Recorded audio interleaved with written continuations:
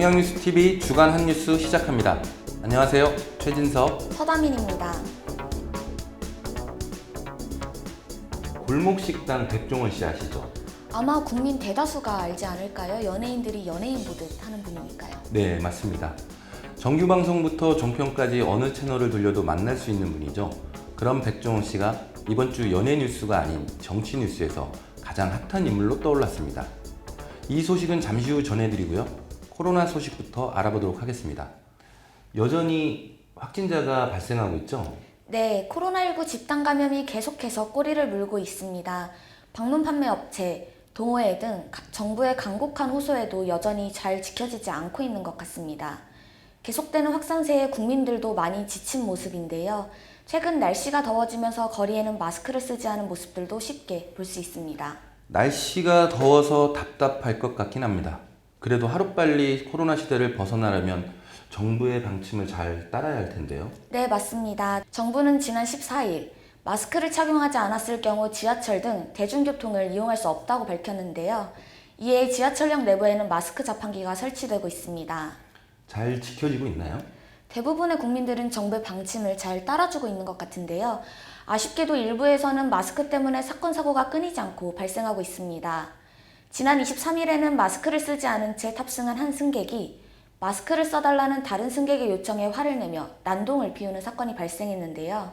서울 구로경찰서는 24일 해당 승객에 대해 난동을 피워 지하철 운행을 지연시킨 혐의로 구속영장을 신청했습니다. 또 마을버스에서도 택시에서도 마스크 의무 착용을 지키지 않는 시민들이 많아 곳곳에서 싸움이 벌어지고 있는데요. 마스크 착용을 놓고 벌어진 승객과 기사 간 시비로 경찰에 신고된 건수만 26일 현재 1000여 건에 달한다고 합니다. 또 경찰은 이 가운데 수십여 건의 신고에 대해 폭행 및 업무방해 혐의로 수사를 진행하고 있는 것으로 알려졌습니다. 날씨가 점점 더 더워지고 있어서 마스크 착용과 관련된 싸움이 더 많아지지 않을까 걱정입니다. 자, 그럼 앞서 말씀드렸던 더본코리아 백종원 대표의 소식을 알아보도록 하겠습니다. 백종원 대표가 연예 뉴스가 아닌 정치 뉴스에서 이슈가 되고 있죠? 네, 맞습니다. 지난 23일 백종원 더본코리아 대표의 이름이 정치권을 뜨겁게 달궜습니다. 김종인 미래통합당 비상대책위원장이 지난 19일 당 비례대표 초선 의원들과의 오찬 자리에서 대선 주자로 백 대표를 언급했다고 합니다.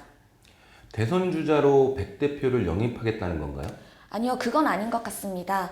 조수진 통합당 의원의 SNS에 따르면 당의 차기 대선 주자로 누구를 생각하느냐는 의원들 질문에 김 위원장이 백종원 씨 같은 분 어떠냐고 답했다고 하는데요. 김 위원장은 이어 백종원 씨는 남녀노소 모두 좋아하는 분인 것 같더라라며 싫어하는 사람이 없다고 덧붙였습니다. 백종원 씨 같은 분이라는 말이 조금 애매하긴 하네요. 김 위원장이 덧붙인 말의 행간을 보면 백종원 씨를 특정했다기보다는 누구라도 백종원 씨처럼 남녀노소 모두 좋아하는 사람이면 어떠냐는 말 같은데요. 어쨌든 백종원 씨 반응은 어땠나요? 네, 백 대표는 화제가 되자 곧바로 꿈도 꿔본 적 없다며 일축했습니다. 이와 관련해 언론사와 인터뷰까지 했다고 하는데요. 백 대표는 인터뷰에서 꿈도 꿔본 적 없고 나는 지금 일이 제일 재밌고 좋다며 너무 당황스러운 이야기라 웃어넘겼는데 회자가 많이 되고 있어 혹시 오해받을 일이 생길까봐 말씀드리는 것이라고 말했습니다. 화제를 일으킨 통합당의 내부 반응도 궁금한데요. 네, 백종원 대표의 차기 대선 주자 언급에 통합당 내부에서는 우려의 목소리도 나오고 있다고 합니다. 한 의원은 농담조로 언급된 백종원이란 인물이 대선 주자로 기사화되면서 당이 더 우스워지는 것 같다고 말하기도 했다는데요. 일부 누리꾼들은 백종원 대표 때문에 통합당이 우스워지는 게 아니라 통합당 때문에 백종원 대표가 곤란해졌다며 쓴소리를 하기도 했습니다. 네, 정치는 생물이라고 합니다. 백종원 대표의 대선 주자 언급이 단순한 해프닝으로 끝날지 아닐지는 좀 더 오랜 시간 지켜봐야 할 것 같습니다. 자, 다음 소식은 장마 소식입니다. 장마가 시작됐죠? 네, 지난 24일 본격적인 장마가 시작된다는 기상청의 예보가 있었는데요. 기상청은 많은 비가 내리는 곳이 있겠으니 비 피해가 없도록 시설물 관리 등에 유의해달라고 강조했습니다. 특히 강하고 많은 비로 인해 하천이나 계곡물이 갑자기 불어날 수 있는 만큼 야외 활동을 할 때는 안전사고에 특히 신경 써야 한다고 전했습니다. 장마철에는 비 피해도 피해지만 다른 신경 쓰고 주의해야 될 것들이 많죠? 네, 그렇습니다. 장마철에는 평균 실내 습도가 80에서 90%까지 높아집니다. 습도가 60%만 넘어서도 세균은 1.3배, 곰팡이는 3배 정도 많아진다고 하는데요. 음식이 쉽게 상하고 식중독균이 발생할 수 있기 때문에 조리도구와 음식 관리도 더 신경을 써야 할 것 같습니다. 최근에도 유치원 원생들이 식중독 의심 증상을 보였다고 하는데요. 네, 맞습니다. 지난 26일 기준 안산의 한 유치원에서 원생 100여 명이 식중독 의심 증상을 보여 보건당국이 역학조사에 나섰습니다. 일부 원생들은 이른바 햄버거병을 진단받았다고 합니다. 네, 햄버거병이 뭐죠? 네, 용혈성 요독 증후군이라고 하는데요. 일반적으로 4세 이하 영유아나 고령의 환자에서 급성 신부전을 일으키는 질환입니다. 미세혈관병성 용혈성 빈혈과 혈소판 감소증을 특징으로 하는데요. 미국의 어린이들이 대장균에 오염된 덜 익은 패티가 든 햄버거를 먹은 후 집단으로 발병해 햄버거병이라고 불리고 있습니다. 무덥고 습한 요즘 음식 관리에 신경을 더 많이 써야 할 것 같습니다. 또 어떤 것들을 주의해야 할까요? 전기 감전 사고도 주의해야 합니다. 안전한 전기 사용을 위해 전기 사용 전 반드시 손에 묻은 땀이나 물기를 제거해야 하고요. 전기가 흐를 수 있는 물 웅덩이나 맨홀 뚜껑, 신호등, 가로등 근처에 가지 말아야 합니다. 보호자는 특히 어린이의 안전에 더욱 신경 써야 할 것 같습니다.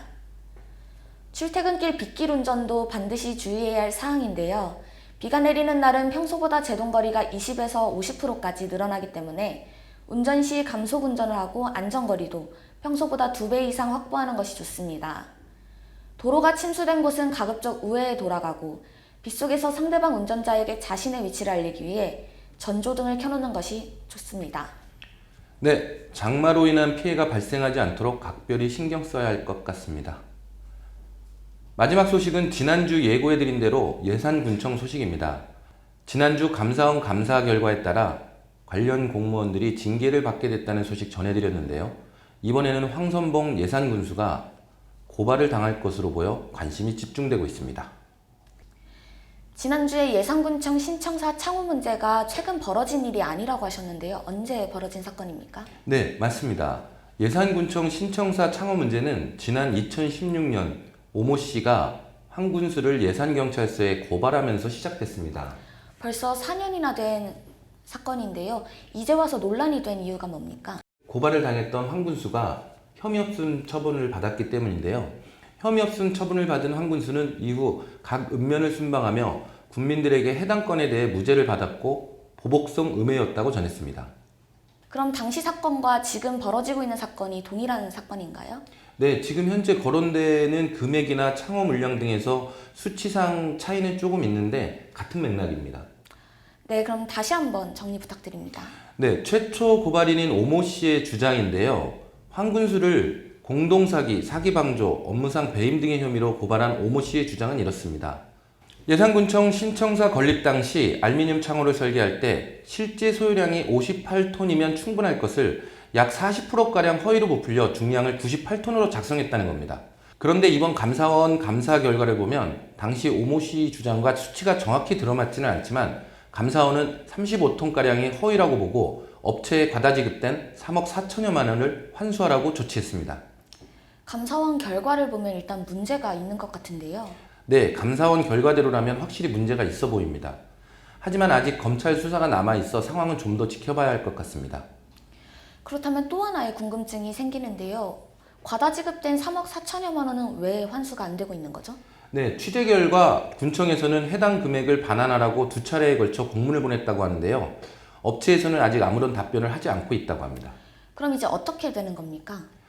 네, 군에서는 일단 공문을 보내는 등 할 일은 다 했다고 보고 앞으로 변호사를 선임해 법적 대응을 하겠다고 합니다. 네, 예산 군수와 오모 씨, 군청과 업체 모두 법정에서 만나야 하는 상황이 됐네요. 네, 맞습니다. 그런데 황 군수를 고발하겠다는 오모 씨가 또 하나의 의혹을 제기하고 있어 이번 사건이 어디로 번질지 상당히 궁금해지고 있습니다. 또 다른 의혹은 뭐죠? 네, 과다 지급된 3억 4천여만 원에 대한 의혹인데요. 아직은 정확히 말씀드리기 어려울 것 같습니다. 조만간 오모 씨가 황 군수를 고발한다고 하니 그때 가서 다시 짚어보도록 하겠습니다. 네, 이번 주 주간 핫뉴스는 여기까지입니다. 시청해주신 여러분 감사합니다. 저희는 다음 주 또 다른 소식으로 찾아뵙겠습니다.